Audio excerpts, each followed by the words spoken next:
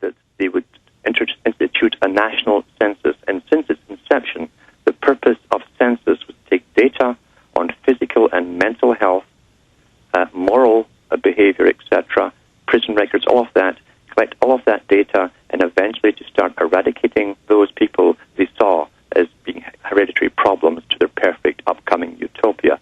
And let me stop you there, because I want listeners to understand something. Everything you're hearing is part of mainline history. Alan's not telling you anything that isn't in all the major textbooks, the history books, but they think it's good. When the Texas board asked the head state psychiatrist, why are 67%, 68% of the kids on psychotropic drugs in foster care, he said because they have bad genes. They deserve it.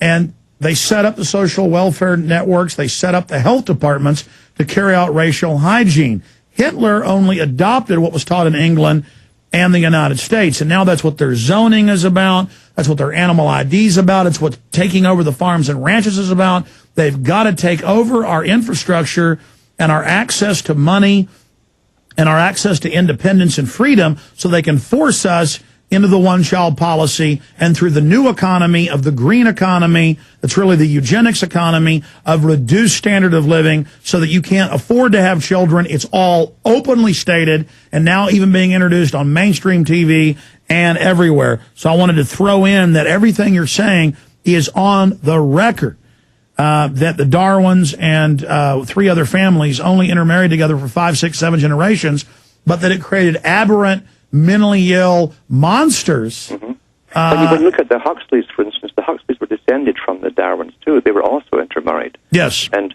the Huxleys, especially Julian and Aldou's father, literally spent a career chopping up people's bodies to try and get secrets of life and all this kind of stuff. In other words, the precursor to what we call eugenics today, or genetics today. And as you said, Cold Springs Harbor is IBM Human Genome today, and the head had to step down saying blacks weren't humans. That's always been the eugenics board. Now they take blood forcibly for 36 years from everybody in the Western world at birth. They've now admitted that. And I have 2 mainstream news articles today. This is out of the Buffalo News. Ruling allows taser use to get DNA, maybe nation's first ruling. And they say cattle prods, electric shock, torture in the federal ruling is now officially legal to make you answer questions, to make you urinate in a cup, to make you give a blood sample at checkpoints. Arde Saveda, the court's ruling here in Austin, will be able to taser you if you don't submit to the blood. Torture is now out in the open. We go from it being Joseph Mengele and bad to it being something we only do to Al-Qaeda to the Buffalo Daily News openly saying it's good. Go ahead. Well, yes, because we're now, since 2001 especially, and that was the prime purpose for this whole New World Order kickoff, we've been trained now that we're in an authoritarian system and you simply do what you're told. That's what we've all been trained since 9/11. That was the kickoff.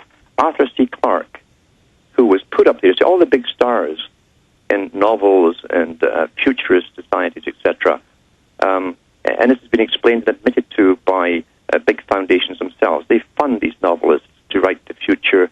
It becomes familiar to us as an idea, then it's augmented by movies and so on, until it comes into reality, and we don't think about it as being strange or that it shouldn't exist. It seems natural. It's called predictive programming.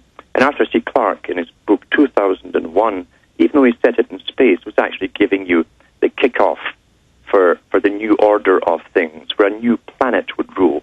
In other words, that's what he's really telling you. A new type. And later in the book, everybody gets microchips.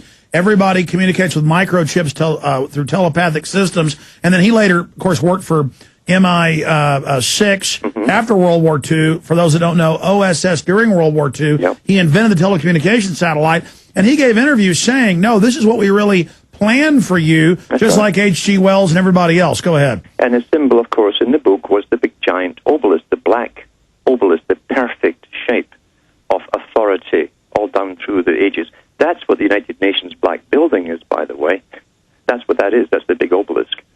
And the UN was set up to be the hub for a form, at least the outward form of the embryo or the embryonic world government. All laws for the last 50 years have come from the United Nations to every country, and it's signed into the books by presidents. And notice most of the crew dies going on the journey. Only the chosen one gets to go to the next level, and there's a final fight between the computer and the man for who will be supreme, whereas Kurzweil and others just say, no, actually, we're going to merge with the machine. That will be the new species. And the new species will wipe out the rest of the slaves that are left. That's right. Evolution. You see, what they call evolution.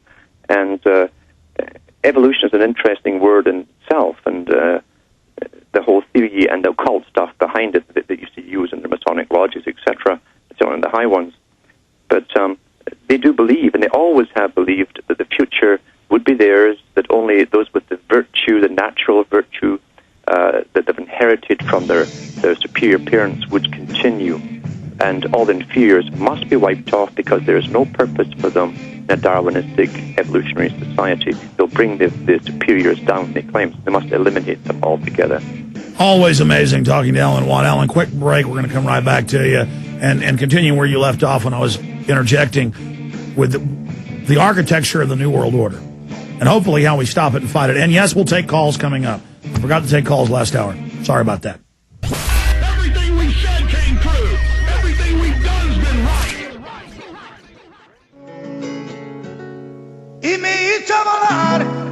What we're talking about is the ultimate control freak expression. Royalty, whether it was Japan or the Aztecs, Europe, they always thought they were God, that they were superior, and that they were separate from the commoners. Well, now we have the BBC headlines that they believe they're a separate race, and all these countless other elites saying they are transhuman. The eugenicist, run by Aldous Huxley's brother, Julian Huxley, at the UN, he said in the 50s we got to change the name from eugenicist to transhumanist. I'm not saying all transhumanists are, but your founder was the head eugenicist.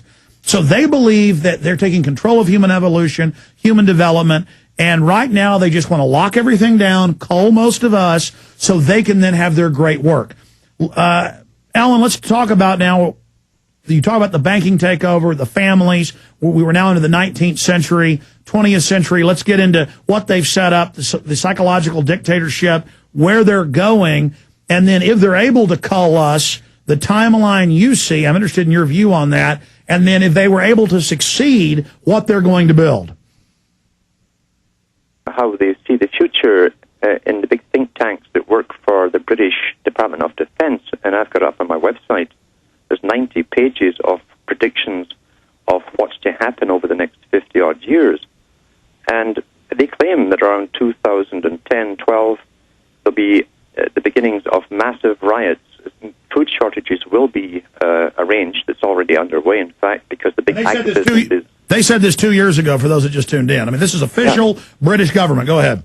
And there's also the think tank. That's all NATO countries, including the U.S. It's to happen worldwide, but it's to kick off, really, in third world countries and then escalate into the Western Hemisphere very quickly, rapidly. And right now, they've already been setting up the entire military structure to deal with the next 50 years. We've seen the build-up and the alteration from police forces into a really internal armies, part of the multi-jurisdictional task force. They're all integrated with police, military, special forces. That's already done. It has been done since the 90s, early 90s, in preparation for what's to come up. And they claim that around the year 2050, there'll be a vastly reduced population, a sudden drop. But on the way up to then, there'll be escalating riots. There'll be whole city regions. In fact, they call them regions locked down under war scenarios. We've seen this, by the way, in all the predictive programming from every science fiction movie for the last 15 years. And they're churning out more every year on the same kind of scenarios. They're also saying that the population are being sterilized. Well, we know that because the official medical World Health Organization tells us this every year, that we're almost all sterile and we're dropping rapidly. That's also intentional. It's been done through inoculations and through the food system, because the biowarfare industry are the same boys that Monsanto belongs to, and they're making sure that we will come down much faster through sterilization. This is exactly what H.G. Wells said in his book, The Modern Utopia. He laid out the next 200 years, and he said that we won't simply just kill off the unfit. He says we'll simply